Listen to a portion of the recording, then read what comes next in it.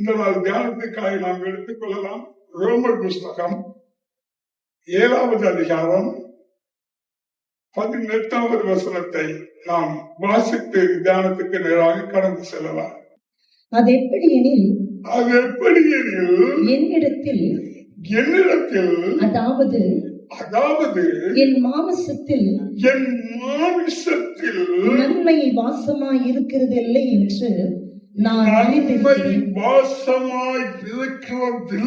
என்று நான் அறிந்திருக்கிறேன். நன்மை செய்ய வேண்டும் என்கிற விருப்பம்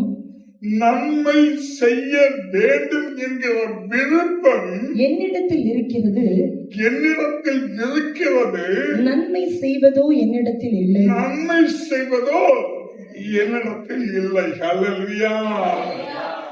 கவனிங்க, ஆவிக்குரிய வாழ்க்கையில மாம்சத்தின்படி பலவிதமான சரீர பலகீனங்களோடு பல ஆவிக்குரிய வெற்றிகளை கண்ட அப்போஸ்தலனாகிய பவுல் அவருடைய வாழ்க்கையில் இருந்த ஆவிக்குரிய போராட்டத்தின் அனுபவத்தை இந்த பகுதியிலே நமக்கு சுட்டி காட்டுகிறார். அம்மான தேவனுடைய பிள்ளையே, எல்லா ஆவிக்குரிய மனுஷனுடைய வாழ்க்கையிலையும், எல்லா கிறிஸ்தவ பிள்ளைகளுடைய வாழ்க்கையிலையும், எல்லா விசுவாச பிள்ளைகளுடைய வாழ்க்கையிலும், எல்லா ரட்சிக்கப்பட்ட பிள்ளைகளுடைய வாழ்க்கையிலும் போராட்டங்கள் உண்டு.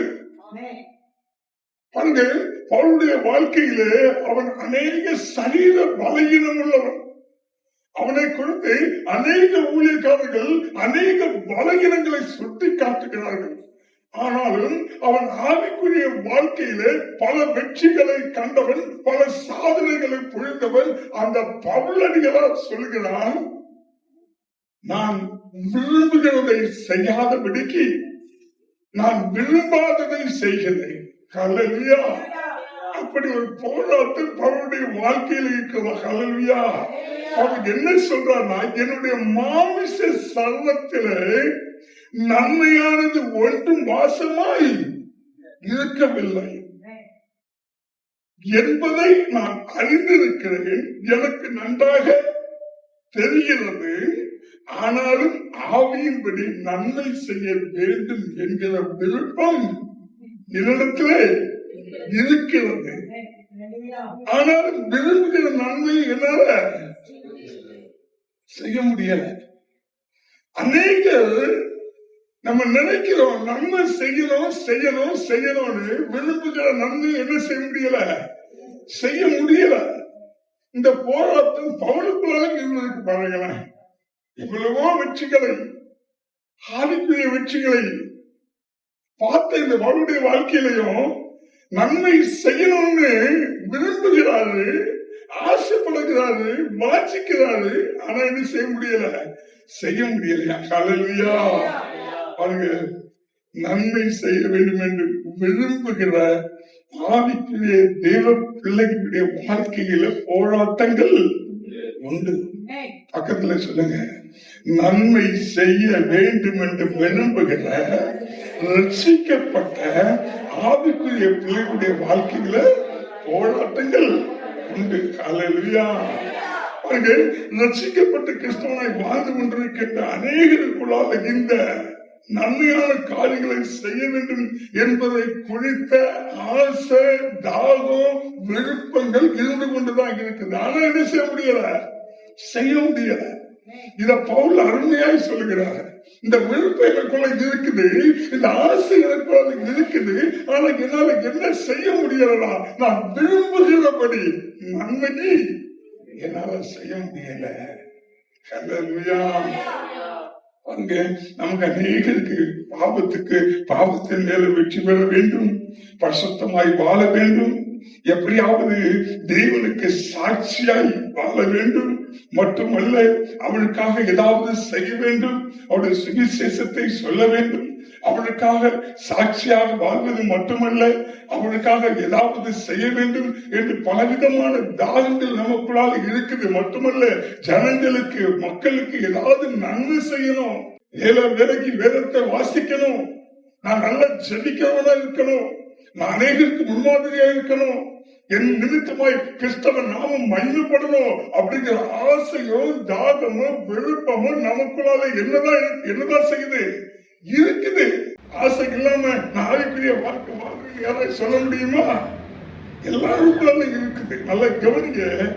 எந்த ஒரு மனுஷனுக்குள்ளாத நான் நன்மை செய்யணும், என் தேவனுக்கு பிரியமாய் வாழணும், என் தேவ சித்தத்தை செய்யணும், என் தேவனுக்கு சாட்சியாய் நான் நிற்கணும், எப்படியாவது கர்த்தருடைய ஊழியத்தை நான் செய்யணும் அப்படின்னு சொல்லி எந்த மனுஷனுக்குள்ளால அந்த வாஞ்சை, அந்த தாகம், அந்த விருப்பம் இருக்குதோ அந்த மனுஷன் உண்மையாகவே ரட்சிக்கப்பட்ட தேவனுடைய பிள்ளையாய் வாழ்ந்து கொண்டிருக்கிறான். ஹல்லேலூயா. அந்த விருப்பம் வேணுங்க. பவுலுக்குள்ள ஒரு விருப்பம் இருக்குது. அப்போ நம்ம செய்யறோம் செய்யல, இது இரண்டாவது. செய்யணும்னா முதலாவது நமக்குள்ளால அந்த விருப்பங்கள் என்ன செய்யணும்? வளர்ந்து கொண்டே இருக்க, அந்த தாகம் வளர்ந்து கொண்டே இருக்கணும், அந்த ஆசை வளர்ந்து கொண்டே இருக்கணும். ஹல்லேலூயா. நல்ல கவனிங்க. சில நேரங்கள்ல நம்ம வாஞ்சிக்கணும் ஏதாவது செய்யணும், ஆனா பல நேரங்கள்ல நம்ம தோற்று போய்கிட்டோம். கிட்டத்தட்ட சில வருஷங்களுக்கு முன்னாடி அதிகாலையில எழுந்த உடனே என்னுடைய ஒரு வழக்கம், போனை கையில் எடுத்துருவேன். எழுந்த உடனே போனை கையில் எடுத்துருவேன். எடுத்துக்கிட்டு முதலாவது என்ன செய்வேன், நான் வாட்ஸ்அப்புக்குள்ள போவேன். வாட்ஸ்அப்புக்குள்ள போய் எல்லா பதிவுகளையும் அப்படியே பார்ப்பேன். அதுல என்னுடைய நண்பர்களுடைய முக்கியமான பதிவுகள் இருக்குனாக்கா அதுக்கு மறுபதிவு செய்வேன். செய்து முடிச்சுக்கிட்டு அப்படியே நான் என்ன செய்வேன், யூடியூப்புக்குள்ள போயிடுவேன். யூடியூப்புக்குள்ள போய் உலக செய்திகளை கேட்பதும் உலக செய்திகளை பார்ப்பதும் எனக்கு வழக்கமாக இருந்துச்சு சில வருஷங்களுக்கு முன்னாடி. ஆனா பகல் முழுவதும் எனக்குள்ளால ஒரு போராட்டம். பகல் முழுவதும் நான் விரும்புகிறேன் அதிகாலையில் எழுந்து இந்த மொபைலை கையில எடுக்க கூடாது, இந்த மொபைலை தொடக்கூடாது, இந்த மொபைலை பார்க்க கூடாது, இந்த வாட்ஸ்அப்புக்குள்ள போகக்கூடாது, இந்த யூடியூப்புக்குள்ள போகக்கூடாது, உலக செய்திகளை அறிந்து கொள்ள வேண்டும் அதிகாலையில அப்படின்னு சொல்லி எனக்குள்ள நான் விரும்புகிறேன். ஆனா முடியல.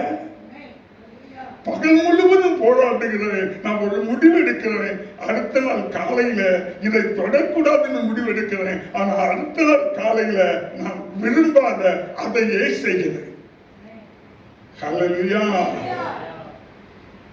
அப்ப கவனிங்க, நான் என்னுடைய பலத்தினால, என்னுடைய சுயத்தினால, என்னுடைய விடாமுயற்சியினால நான் போராடுறேன். எப்படியாவது இந்த அதிகாலையில செய்தியை பார்க்க கூடாது, அதிகாலையில இந்த மொபைல் எடுத்து வாட்ஸ்அப்புக்குள்ள போக கூடாதுன்னு நான் போராடுகிறேன். முடியல, தோற்று போகிறேன்.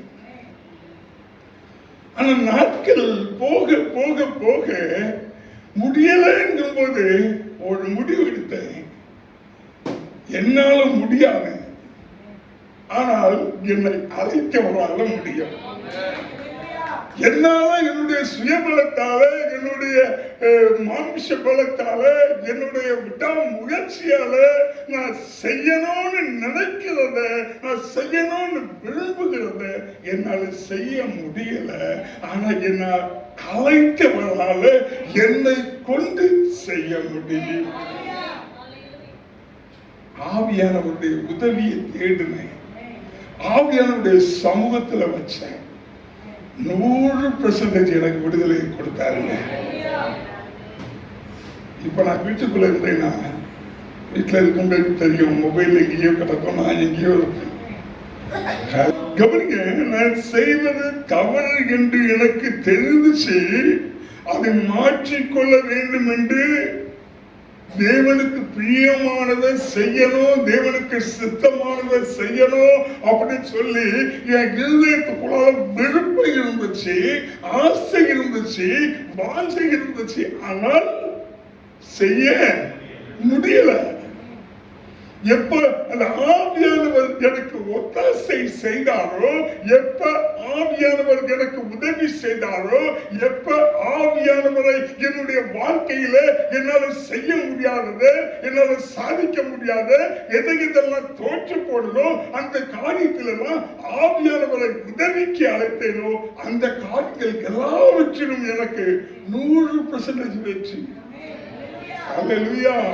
ஒன்றல்ல இரண்டல்ல பல காரியங்கள்ல கர்த்தர் எனக்கு வெற்றி கொடுத்தார். ஹல்லேலூயா.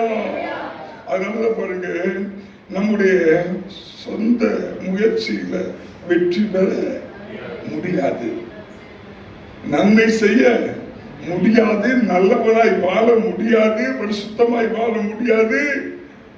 ஆகவே நாம் வாழ்கிற இந்த ரட்சிப்பின் வாழ்க்கையில ஒவ்வொரு நாளும் ஒவ்வொரு நிமிஷமும் ஆவியானவரே என்னை நடத்துங்க, ஆவியானவரே என்னை ஆளுகை செய்ய, ஆவியானவரே என்னை ஆட்கொள்ளுங்க. என் சுயத்தின்படி அல்ல, என் மாமிசத்தின்படி அல்ல, என் சித்தத்தின்படி அல்ல, என் விருப்பத்தின்படி அல்ல,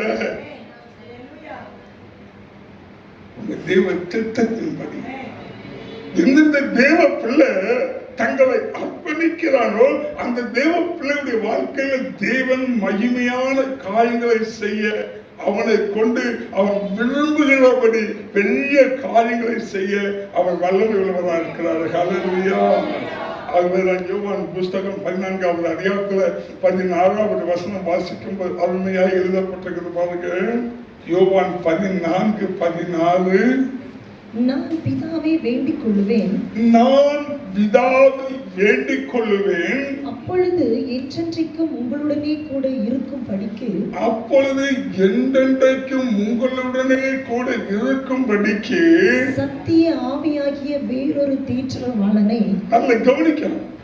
அப்பொழுது என்றென்றைக்கும் உங்களுடனே கூட இருக்கும்படிக்கு சத்திய ஆவியாகிய வேறொரு தேற்றரவாளனை அவர் உங்களுக்கு தந்தருளுவார். அவர் உங்களுக்கு தந்தருளுவார். நல்ல கவனிங்க. இந்த உலக வாழ்க்கையில எப்ப பவுல் சொல்றாரு, என் மாமிசத்தின்படி நன்மை என்னிடத்தில் வாசமா இருப்பது இல்லை. அப்போ எப்ப ரட்சிக்கப்பட்டமோ, எப்ப தேவனால் தொடரப்பட்டமோ, எப்ப தேவனுடைய பிள்ளையாய் மாற்றப்பட்டமோ அது முதல் நமக்குள்ளால நன்மை செய்யணுங்கிற விருப்பம் இருக்குது. தேவனுக்கு பிரியமாய் வாழணுங்கிற விருப்பம் இருக்குது. தேவனுக்காக பக்தி வைராக்கியமாய் நிற்கணும், தேவனுடைய சாட்சியை காத்துக்கொள்ளணும், கர்த்தருக்காக ஏதாவது செய்யணும், வேதத்தை வாசிக்கணும், ஜெபிக்கணுங்கிற விருப்பம் இருக்குது. ஆனா செய்ய முடியலங்கிறதுனால வேத வசனம் சொல்லுது, சத்திய ஆவியாகிய தேற்றரவாளனை உங்களுக்கு உதவி செய்யும்படியாக, ஒத்தாசை செய்யும்படியாக கொடுத்திருக்கிறார். ஹல்லேலூயா. அப்ப கவனிங்க, ஒரு குழந்தை எப்பொழுதுமே ஒரு காரியத்தை தன்னால முடியலைங்கும் போது யாரை சார்ந்து கொள்ளுது? தாயையும் தகப்பனையும் சார்ந்து கொள்வது போல நமக்கு வேத வார்த்தை சொல்லுது, எது எதெல்லாம் உங்களால முடியலையோ, எது எதுலெல்லாம் நீங்க முயற்சி பண்ணி தோற்று போனீங்களோ, என்னென்ன நன்மைகள்லாம் செய்யணும்னு எதிர்பார்த்து செய்ய முடியாமல் ஆகிவிட்டீங்களோ, அந்த காரியங்கள் எல்லாம் உங்களுக்காய் கொடுக்கப்பட்ட ஆவியானவர் ஒருவர் உங்களுடனே கூட இருக்கிறார். நம்ம என்ன பண்ணிக்கிட்டோம்னா, எனக்கு ஆவியானவர் கொடுக்கப்பட்டிருக்கிறாங்க. இயேசு கிறிஸ்துடைய ஊழியம் முடிஞ்சு இயேசு கிறிஸ்து போய் நமக்காக ஒரு தேற்றரவாளனை அனுப்பி இருக்கிறார். அந்த தேற்றரவாளன் எப்படின்னா, நமக்கு சத்தியத்தை போதித்து சத்தியத்தின் பாதைகளை நம்மளை நடத்துகிறார். அந்த ஆவியானவரை நம்ம என்ன செஞ்சிருக்கிறோம்னா, விட்டுட்டு ஓடி போயிடுவோம். சில குடும்பங்களை கணவனை விட்டுக்கிட்டு மனைவி ஓடி போறது மாதிரியும், மனைவியை விட்டுக்கிட்டு கணவன் ஓடி போறது மாதிரியும், நம்முடைய மனவாளனை விட்டுக்கிட்டு நமக்கு கொடுக்கப்பட்ட ஆவியானவர் நம்மளை நடத்தும்படியாக, நம்மளை தேற்றும்படியாக, நம்மளை நீதியின் பாதைகளை செவ்வையாய் நடத்துகிற ஆவியானவரை விட்டுவிட்டு ஒரு கிறிஸ்தவ வாழ்க்கையை நாம் வாழ்ந்து கொண்டு இருக்கிறோம். ஹல்லேலூயா.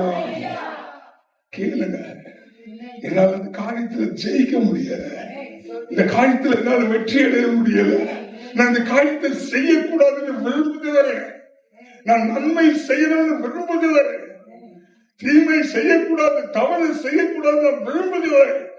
ஆனாலும் நான் விரும்புகிற நன்மையை செய்யாதபடிக்கு விரும்பாத தீமையை செய்து கொண்டிருக்கிறேன். அல்லேலூயா. அங்கு இந்த குற்ற உணர்வு நமக்கு எல்லாருக்குள்ளாலே இருக்குது. இந்த குற்ற உணர்வுல விடுதலை பெறணும். நான் நினைக்கிறது போல ஒரு ஆவிக்குரிய ஜெயமுள்ள வாழ்க்கைய, வெற்றி உள்ள வாழ்க்கைய, ஒரு மேன்மையான வாழ்க்கைய நான் வாழணும்னா ஒரே வழிதாக இருக்குது, ஆவியானுடைய ஒத்தாசை உங்களோடு இருக்க வேண்டும். ஆவியானுடைய உதவி உங்களோடு இல்லாமல் ஒருபோதும் உங்களுடைய மாம்ச பலத்தால, உங்களுடைய சுய பலத்தால, உங்களுடைய விடாமுயற்சியால ஒருபோதும் செயல்படுத்த முடியாது. ஹல்லேலூயா. எப்பவும் கேளுங்க, நீங்க இல்லாம நான் ஒண்ணு இல்லாது போல, நான் மண்ணோட மண்ணா போயிருப்பேன். நீங்க நிச்சயித்தீங்க, என்னை தொட்டு இருக்கீங்க, என்னை நடத்த நீங்க வல்லவரா இருக்கிறீங்க. என்னை கொண்டு என்ன செய்ய வேண்டுமோ அதை செய்ய நீ வல்லமுள்ள தேவனா இருக்கிறீங்க. கூட வாங்க, நீங்க இல்லாம என்னால ஒண்ணும் பண்ண முடியாது. ஒவ்வொரு காரியங்களையும் தேவ பிள்ளைகள் ஆவியானவரே என் கூட வாங்க. ஆவியானவரை சார்ந்து வாழ்கிற ஒரு வாழ்க்கை உன்னோட வாழ்க்கையில பல வெற்றிகளை கொண்டு வரும். பக்கத்தில் சொல்லுங்க, ஆவியானவரை சார்ந்து வாழ்கிற வாழ்க்கை உன்னுடைய வாழ்க்கையில பல வெற்றிகளை கொண்டு வரும். நீ விரும்புகிறபடி கர்த்தர் உனக்கு செய்வாங்க. நீ செய்வதெல்லாம் வாய்க்கும். நீ போகிற இடத்துல கர்த்தருடைய வழிகளை வாய்க்க செய்வார். ஆனால் ஆவியானவர் உன்னோடு இருக்கணும். அவன் அந்த பக்கம், நான் இந்த பக்கம் சொல்லி ஒரு வாழ்க்கையை ஒருபோதும் என்ன செய்யக்கூடாது, வாழ்ந்து விடக்கூடாது. ஹல்லேலூயா. பவுலுக்கு எது சரி என்று தெரியும், அதையே செய்ய விரும்புகிறார். எது தவறு என்று தெரியும், அதை செய்யக்கூடாதுன்னு நினைக்கிறார். ஆனா எதை செய்ய விரும்புகிறாரோ அதை செய்யவும் முடியாமல் தோற்று போகிறார். எது தவறு என்று நினைக்கிறாரோ அதை செய்ய முடியாமலும் இருக்க முடியல, தோற்று போய்விடுகிறார். ஹல்லேலூயா. ரோமர் 7:24 வசனத்துல அருமையாய் சொல்லப்படுது, நிர்பந்தமான மனுஷன் நான், இந்த மரண சரீரத்தினின்று, இந்த மரண சரீரத்திலிருந்து யார் என்னை விடுதலையாக்குவார்? என்ன ஒரு ஏக்கம் பாருங்க. என்னுடைய ஆவிக்கு விரோதமாய் மாமிசமும், மாமிசத்துக்கு விரோதமாய் ஆவியும் போராடி கொண்டிருக்கிறது பவுலுடைய வாழ்க்கையில. கிறிஸ்துவுக்காக நன்மை செய்யணும் நான் நினைக்கிறேன். அதை செய்ய முடியாதபடிக்கு மாம்சம் தடுத்து கொண்டிருக்கிறேன். அது ரோமர் புஸ்தகம் 7வது அதிகாரத்துல 15வது வசனத்துல சொல்றாரு, கவனிக்கிறேன். எப்படி எனில் நான் செய்கிறது எனக்கே சம்மதி இல்லை, நான் செய்கிறது எனக்கே சம்மதி இல்லை, நான் விரும்புகிறதை செய்யும். எப்படிமா இருக்குது, நான் என்னெல்லாம் செய்கிறதோ அதெல்லாம் விருப்பம் இல்லாம செய்து கொண்டிருக்கிறேன். எனக்கு பிரியம் இல்லை, எனக்கு அதில் ஆசை இல்லை, எனக்கு இன்ட்ரெஸ்ட் இல்லை, எனக்கு தாகம் இல்லை. ஆனா அதையே செய்து கொண்டிருக்கிற நம்முடைய வாழ்க்கையில் அநேக காரியங்கள் தான், அநேக காரியங்கள் நம்ம என்ன செய்யறோம், ஆண்டவரே இதை நான் செய்யக்கூடாது, இது எனக்கு விருப்பம் இல்லை, இது மேல எனக்கு ஆசை இல்லை, இந்த காரியத்தை என்னுடைய வாழ்க்கையில நான் ஒருபோது செய்துவிடக் கூடாது என்று பவுலை போல நம்மளும் விரும்புகிறோம். பவுல் சொல்றாரு, எனக்கு அதுல சம்மதி இல்லை. ஆனாலும் வாசிக்கிற, நான் விரும்புகிறதை செய்யாமல் நான் வெறுக்கிறதையே செய்கிறேன். ஹல்லேலூயா. என்ன செய்துகிட்டு இருக்கோம்? வெறுக்கிறதை. யாருக்காது உலகத்தை போல மாய்மாலமான ஒரு பச்சொந்தியை போல ஒரு வாழ்க்கை வாழ எத்தனை பேருக்கு ஆசையா இருக்குது? இல்ல, ஆனா அதுதான் செய்துகிட்டு இருக்கு.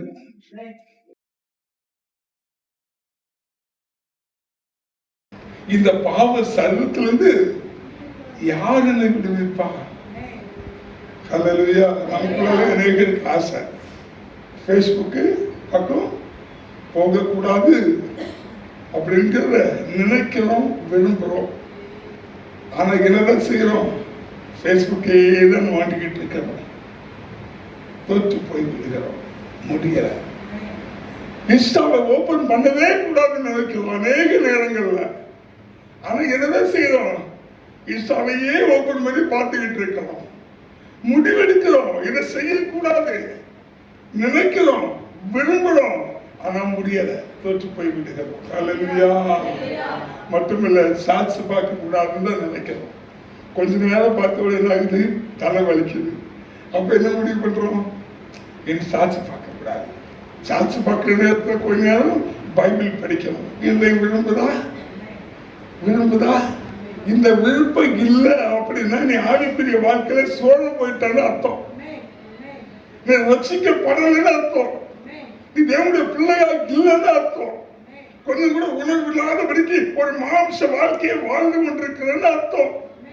நான் இன்ஸ்டாவை நோண்டும் போது, நான் பேஸ்புக்கை பார்க்கும் போது, நான் சாட்சி பார்க்கும் போது எனக்குள்ளால ஒரு குற்ற உணர்ச்சி மறந்து இதை செய்யக்கூடாதுன்னு நான் விரும்புறேன், போராடுகிறேன், என்னால முடியல, நான் தோற்று போகிறேன்னு சொல்லுகிற அனுபவம் தேவ பிள்ளைக்குள்ள இருக்குமா?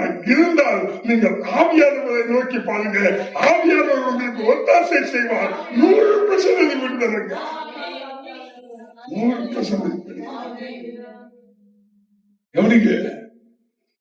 சாட்சி மட்டும் இல்ல, அதே என்ன பண்ற, கேம் விளையாடுறோம். மொபைல் உட்கார்ந்து வந்து கேம் விளையாடிட்டு இருக்கோம். ஆனா நினைக்கிறோம் இந்த கேம் எல்லாம் டெலிட் பண்ணிடுறோம். நானும் ஒரு காலத்துல கேம் டெலிட் பண்ணி மறுபடியும் டவுன்லோடு பண்ணுவேன். குற்றம் உணர்ச்சி வந்துடும். போராட வேண்டும், கேம் விளையாடக்கூடாதுன்னு சொல்லி டெலிட் பண்ணிடுவேன். ஆனா அடுத்தது எங்கேயாவது கொஞ்ச நேரம் சும்மா உட்கார்ந்து நேரம் போகலனாக்கா அதே கேம் டவுன்லோடு பண்ணுவேன். போராடுறேன், எனக்கு பிடிக்கலங்க, இதை விரும்பல, இதை செய்யக்கூடாதுன்னு நினைக்கிறேன், ஆனா முடியல. எதை செய்யக்கூடாதுன்னு நினைக்கிறோம் அதையும் செய்து கொண்டிருக்கிறேன், முடியல, தோற்று போகிறேன். கணவர் ரொம்ப பேசுறாரு, நம்ம அநேக நேரங்கள்ல இவர் முழுமுழுன்னு வருகிறாரு. இவற்றை திருப்பி பேசக்கூடாது, எதிர்த்து பேசக்கூடாதுன்னு முடிவு எடுக்கிறோம். ஆனா முடியல. அதையே அவர் 2 வார்த்தை பேசலாம், 4 வார்த்தை மறுபடி நறுக்குன்னு பேசாம இருக்க முடியல.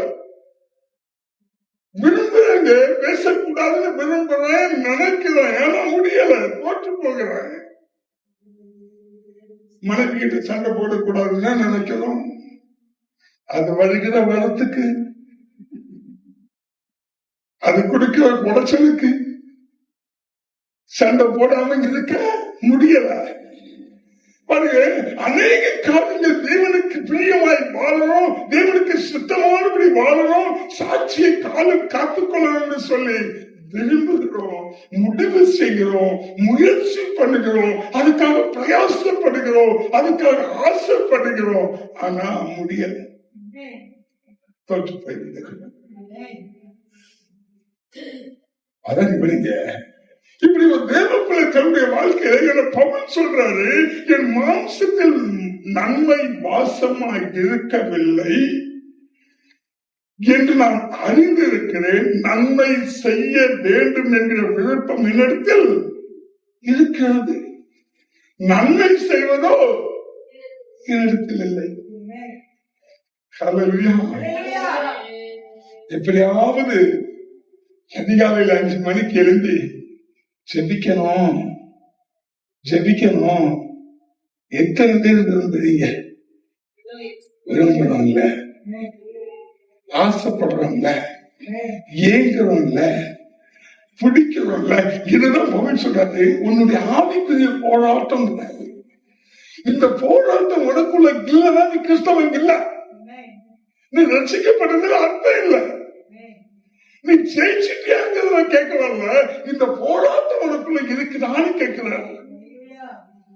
அதிகாலையில் 5 மணிக்கு என்னால எழுப்பி செபிக்கணும்னு நான் முயற்சி பண்றேன், நான் முடிவு பண்றேன், நான் ஆசைப்படுறேன், நான் விரும்புறேன், நான் நினைக்கிறேன், ஆனா முடியல.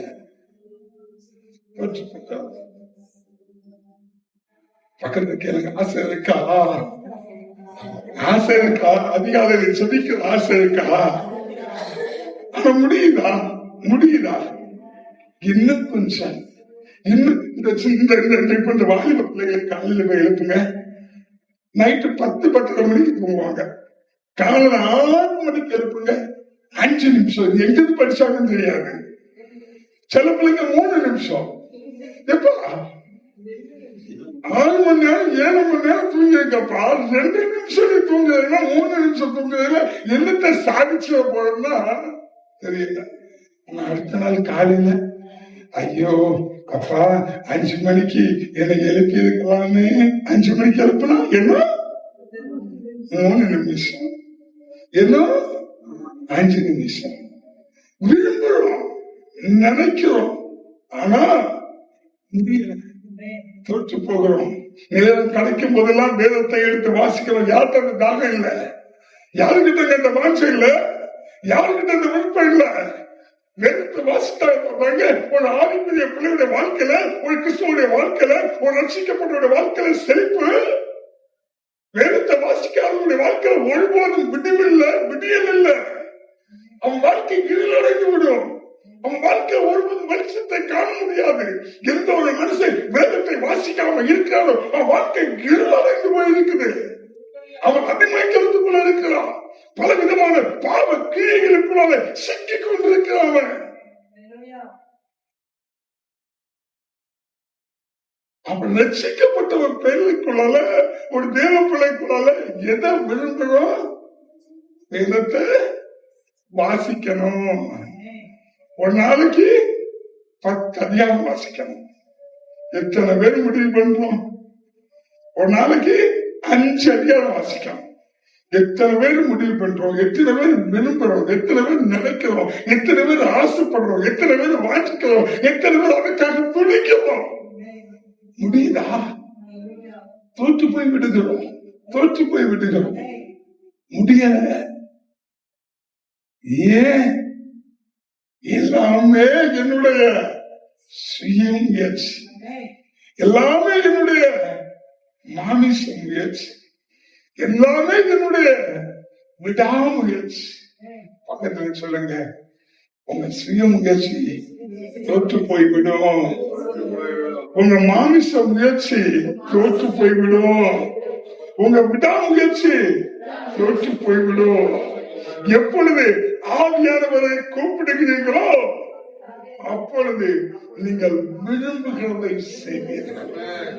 நீங்கள் விரும்புகிறபடி உங்களுடைய வாழ்க்கையில காரியங்கள் நடைபெறணும். தேவனுக்கு பிரியமானபடி வாழணும், தேவனுக்கு பிரியமானதை செய்யணும், தேவனுக்கு சுத்தமானபடி கர்த்தருடைய ஊழியத்தை ஏதாவது ஒரு பகுதியில செய்யணும். கர்த்தருக்காய் பரிசுத்தமாய் வாழணும்னா பரிசுத்த ஆவியோட உதவி, பரிசுத்த ஆவியோட ஒத்தாசை இல்லாமல் ஒருபோதும் உங்களால செய்ய முடியாது. தோற்றுதான் போகும், தோற்றுதான் போகும். அப்போ இந்த ஆவிக்குரிய வாழ்க்கையில் எனக்குள்ளால் ஒரு வெற்றி உண்டாகணும் என்பது, எனக்குள்ளால் ஒரு ஜெயம் உண்டாகணும் என்பது, எப்படியாவது இந்த ஆவிக்குரிய வாழ்க்கையில நான் ஜெயிக்கிறேன்னா ஒரே வழிதான். நல்ல கவனிங்க, ஆவியானவருக்கு இல்லாம ஒருபோதும் ஜெயம் பெற முடியாது. அதான் வேதவசம் இந்த மாசத்துல நம்ம தியானித்தோம். மனுஷனாலே கூடாதுதான். நமக்கு உதவி செய்கிற சக மனுஷன் அல்ல, மற்ற மனுஷன் அல்ல, நம்முடைய உறவினர்கள் அல்ல, நம்முடைய சொந்த பந்தம் அல்ல, என்னுடைய நண்பர்கள் அல்ல, என்னுடைய மாம்ச பலத்தாலே முடியாது. தேவனால் கூடாததல்ல, தேவனாலே எல்லாம் கூடும். ஹல்லேலூயா. ஆகவேதான் பாருங்க, எப்பெல்லாம் நமக்குள்ளால தோல்வி வருது, ஒரு முறை தோல்வி வரும்போது பல முறை வெற்றி அடைந்த இயேசுவை நோக்கி பார்க்கணும். பக்கத்தில் சொல்லுங்க, ஒரு முறை உங்க வாழ்க்கையில தோல்வி வரும்போது பல முறை வெற்றியை கண்ட இயேசுவை கண் முன்னே நிறுத்துங்கள். நீங்க வெற்றியை காண்பீர்கள். தோத்துட்டேன் சொல்லி அந்த தோல்வியை நினைச்சுக்கிட்டு இருக்காத. எனக்காய் வெற்றியை கண்ட ஒருவர் என்னை ரட்சித்து அவர் வழிநடத்துகிறார். அவளை நோக்கி பாருங்க. அவரை நோக்கி பார்த்த முகங்கள் வெட்கப்பட்டு போனதில்லை, அவர்கள் பிரகாசம் அடைந்தார்கள். நம்ம அநேக நேரங்கள்ல என்ன பண்ணிக்கிட்டு இருக்கிறோம்னா ஆவியானவரை மிஸ் பண்ணிடுறோம். எதையோ மிஸ் பண்ணக்கூடாதுன்னு துடிக்கிறோம், ஆவியானவரை மிஸ் பண்ணிடுவோம். எப்பவுமே சொல்லுங்க, இந்த உலகத்துல நான் எதை மிஸ் பண்ணாலும் உங்களை மிஸ் பண்ணக்கூடாது. டயலாக் மட்டும் இல்ல, செல்போன் எடுத்து வச்சுக்கிட்டு மிஷ்யூ மிஷ்யூ மிஷ்யூ கத்த துப்பாக்கி டிஷ்யூ டிஷ்யூ டிஷ்யூன்னு சொல்லுவாங்க. சும்மா எல்லாத்துக்கும் இந்த மிஷ்யூ மிஷ்யூ மிஷ்யூன்னு போடுறாங்க. மிஷ்யூ போட வேண்டிய ஒரே இடம் ஆவியானவர். அப்படின்னு சொல்லு, உங்களை மிஸ் பண்றேன், உங்களை மிஸ் பண்றேன். நீங்க இல்லாம என்னால வாழ முடியல, நீங்க இல்லாம என்னால ஓட முடியல, நீங்க இல்லாம என்னால நடக்க முடியல, நீங்க இல்லாம என்னால ஜெயிக்க முடியல, நீங்க இல்லாம எனக்கு பேச தெரியல, எல்லாத்தையும் தோத்து போய் நிக்கிறான், தோத்து போய் நிற்கிறேன். என்னை அழைச்சது நீங்க, என்னை வேறுபடுத்தது நீங்க.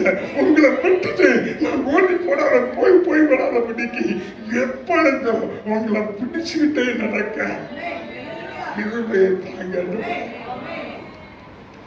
சொல்றாரு. நான் நிர்பந்தமான மனுஷன், யார் இந்த பாப சரத்திலிருந்து விடுவிக்க கூடுன்னு சொன்ன அதே பவுல் ரோமன் 8வது அதிகாரத்துல 2வது வசனத்தில் சொல்றார். வாசிக்கலாம்.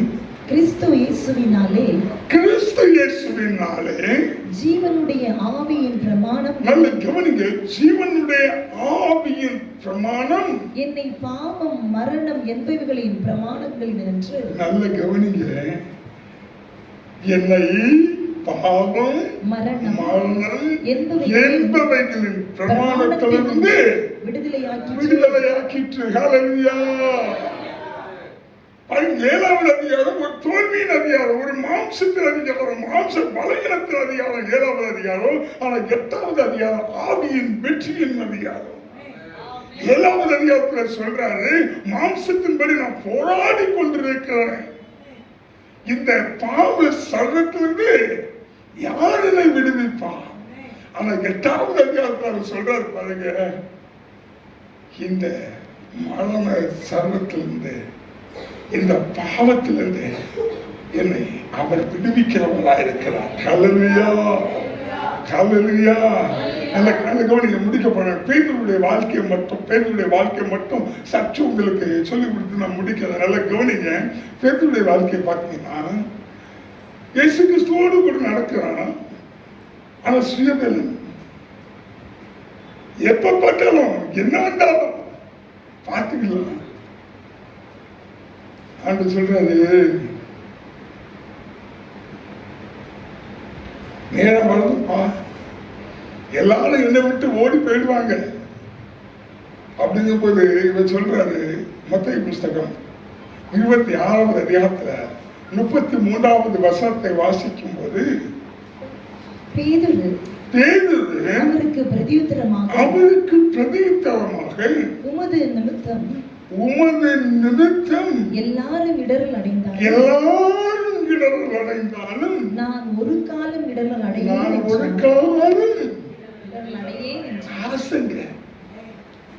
நமக்கெல்லாம் என்ன அவரை விட்டு கொண்டு எல்லாரும் விட்டு ஓடி போயிட்டான்.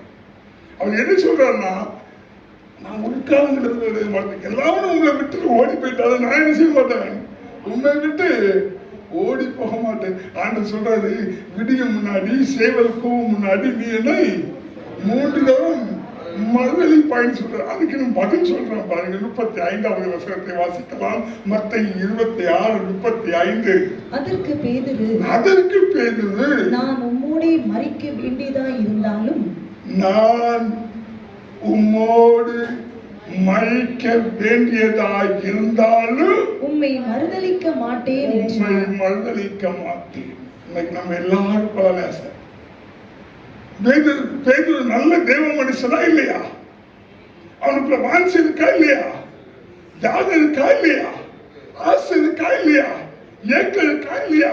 விருப்பம் இருக்கா? இருக்குது. கர்த்தருக்காக நிக்கணும்.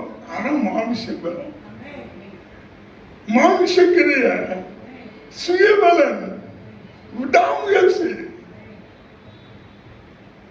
உம்மோடு கூட மறிக்க ஆசை. நம்மளாம் சில நேரம் சொல்லுவோம், ஆண்டவருக்காக என்னை வெட்டி போட்டாலும் நான் சாட்சியா நிற்பேன். அதுவே கண்டா ஓடி போயிடுவோம். துண்டை காணும் துணியை காணும் ஓடி. ஆனா விரும்புறோம் ஆண்டவருக்காக சாட்சியா வாழணும், அவருக்காக சாட்சியா சாகணும் விரும்புறோம். முடியல, தோற்று போயிடுறோம். பேதுரு சொல்றாரு, நான் மறிக்க வேண்டியதாக இருந்தாலும் ரெடி. ஆனா ஒரு வேலைக்காரிக்கு முன்னாடி என்ன செஞ்சுட்டா? அவளை மறுதளிக்கவும் சபிக்கவும் சத்தியம் பண்ணவும் செய்தான். தெரியாது சொல்றான், ஐயா உண்மை விட்டு எல்லாம் ஓடி போனாலும் நான் உண்மை விட்டு ஓட மாட்டேன். விரும்புறாங்க, ஆசைப்படுறான், நினைக்கிறான். என்ன நடந்தாலும் இந்த இயேசுவோடு இருக்கணுங்கிறது விருப்பம். முடியல, தோற்று போனான். தோற்று போனவனாய் மேல் வீட்டு அறையில போய் உட்கார்ந்து இருக்கலாம். கிறிஸ்துவை மறுதளித்து அநேக சொல்றான், அநேக சொல்லியிருப்பாங்க கூட இருந்தவெல்லாம், நாங்கள்லாம் சும்மா தான் இருந்தோம், நீ மட்டும் ஒரு மாதிரி குறைஞ்சுக்கிட்டு வந்த. கேட்டுப்பானா இல்லையா? நாங்களா இயேசு கிறிஸ்துவோட சும்மா இருந்தப்பா, நீ மட்டும் நான் உண்மை விட்டு ஓடுவதில்லை, நான் உமக்காக மறிப்பேன், நான் காவலிலும் சாவலிலும் சாவிலும் உமக்காக எல்லாம் டயலாக் போட்டல. இப்ப மறுதளிச்சு மூலையில உட்கார்ந்து இருக்கேன். அப்படி எல்லாம் பிரவேசம் பண்ணான். ஆனா அந்த மேல் விட்டு அறையில ஆவியானவர் வந்து அந்த பேதுருவை நிரப்பினாங்க பாருங்க. அந்த மேல் விட்டு அறையில ஆவியானவர் எப்ப வந்து பேதுரு மேல இறங்கினாரோ அது முதல் பேதுரு விரும்பினதுபடியே வாழ ஆரம்பித்தார். எப்படி எப்படிலாம் கர்த்தருக்குள்ள பிரகாசிக்கணும்னு விரும்பினாரோ, எப்படி எப்படிலாம் கர்த்தருக்காக இந்த தேசத்துல ஒரு அசைவை உண்டு பண்ணணும்னு பேதுரு விரும்பினானோ அதன்படியே வாழ்ந்தான். காரணம் தெரியுமா? ஆவியானவர். ஆவியானவர். ஒரு மனுஷனுடைய சுய முயற்சினால முடியாது, ஒரு மனுஷனுடைய சுய பலத்தினால முடியாது, ஒரு மனுஷனுடைய மானுஷ பலத்தினால முடியாது, ஒரு மனுஷனுடைய விடா முயற்சினால முடியாது. ஆனா ஆவியானவரால முடியாத காரியம் ஒன்றுமே இல்லை. மனுஷனாலே கூடாததுதான், தேவனாலே கூடாதது அல்ல. தேவனாலே எல்லாம் கூடும்.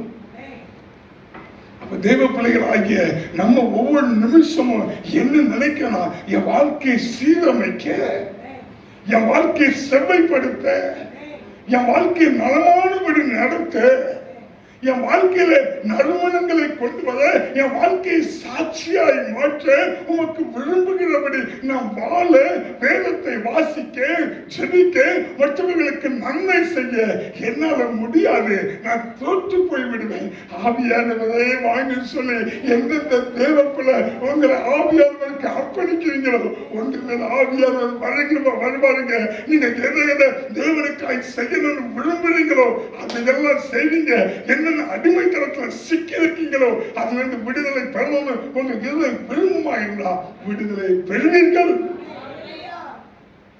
ஆவியானவர் வந்தால் வியாதியிலிருந்து விடுதலை, கடன் பிரச்சனையிலிருந்து விடுதலை, பலகீனத்திலிருந்து விடுதலை, சோர்விலிருந்து விடுதலை, உனக்கு இருக்கிற போராட்டங்களிலிருந்து விடுதலை, உனக்கு இருக்கிற நெருக்கடிகளிலிருந்து விடுதலை, எல்லா காரியங்களையும் விடுவிக்க ஆவியானவர் அன்றைக்கு அந்த பெண்ணுடைய மேல் வீட்டு அறையில இறங்கினவர் இன்னைக்கு நம்ம மத்தியில இறங்கி வந்திருக்கிறாரு. நீ விசுவாசித்தா போதும், நீ நம்பினா போதும், நீ அவற்றை கேட்டா போதும். ஆவியானவர் எனக்குள்ள வாங்க, என்னை நல்லவனாய் மாற்றுங்க. நான் விரும்புகிறபடி உனக்கு சித்தமானதை செய்கிறவனாக என்னை மாற்றுகிறவன் சொல்லி ஆவியானவரை கேட்பீங்களா? ஆவியானவர் உங்களை மாற்ற வல்லமையுள்ளவராக இருக்கிறார். உங்க வாழ்வை செழிப்பாக்க, உங்க வாழ்வை நறுமணமாக்க, நீங்க விரும்புகிறபடி தேவனுக்கு பிரியமான காரியங்களை செய்ய, உங்க வாழ்க்கையை மாற்ற அவர் வல்லமையுள்ளவராக இருக்கிறார்.